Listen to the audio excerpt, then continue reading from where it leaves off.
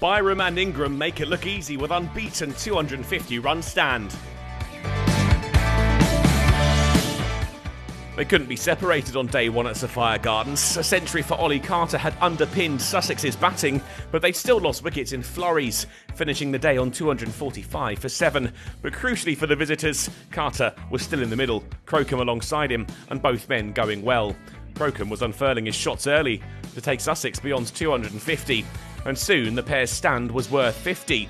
They took the score up to 281 when Crocombe finally fell, slashing a catch off Glamorgan into the hands of Ingram. Jack Brooks joined Sussex on loan from Somerset and joined Ollie Carter at the crease, watching on as the number 4 launched Salter down the ground for 6 more. And with a single taken off the bowling of Whale, Carter took his side beyond 300. Brooks was playing his shots too. The over started to get expensive for Whale, costing 17, 16 added by the seamer. But attention swiftly turns to the other end. After going to his maiden ton yesterday, Carter was raising his bat again, up to 150 from 263 balls. A magnificent innings for his side. A single down the ground to Salter took the value of the 9th wicket to 50 from 49 balls. Sussex enjoying the back end of their innings. Another Carter single took the score to 350, but a few balls later, he lost another partner. Brooks out caught in the deep by Glamorgan off the bowling of Salter. That was the cue for Carter to go big. Nisa sent soaring for 6. And then there were back-to-back maximums in the very next over, but he fell for the final wicket. Down the track, looking for another big shot, but holing out to Whale. His score of 185, a new best in first-class cricket. Sussex all out for 376.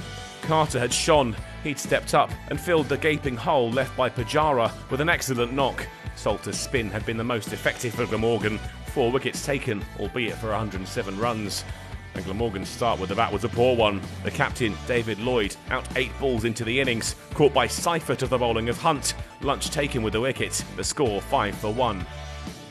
With full bellies and a bit of a rest, Glamorgan returned to the middle and got their innings underway in earnest, with some attacking stroke play. Ingram at the forefront flashing Sussex's bowlers all around the ground, and they were rattling their way to a run-a-ball 50 partnership after less than 10 overs of the innings. It was the perfect counter-attacking response, Ingram racing his way towards 50. The half-century, like the partnership, was scored at a run-a-ball. Ingram up to 50 with his 11th 4. Rawlins' delivery sent back past the bowler.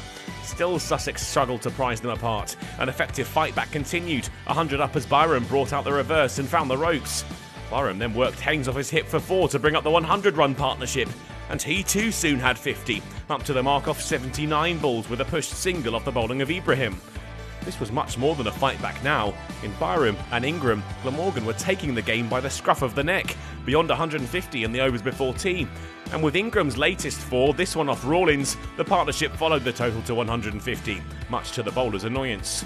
The score at tea was 159 for 1, Glamorgan trailing by 217. The session has been a great one for the hosts.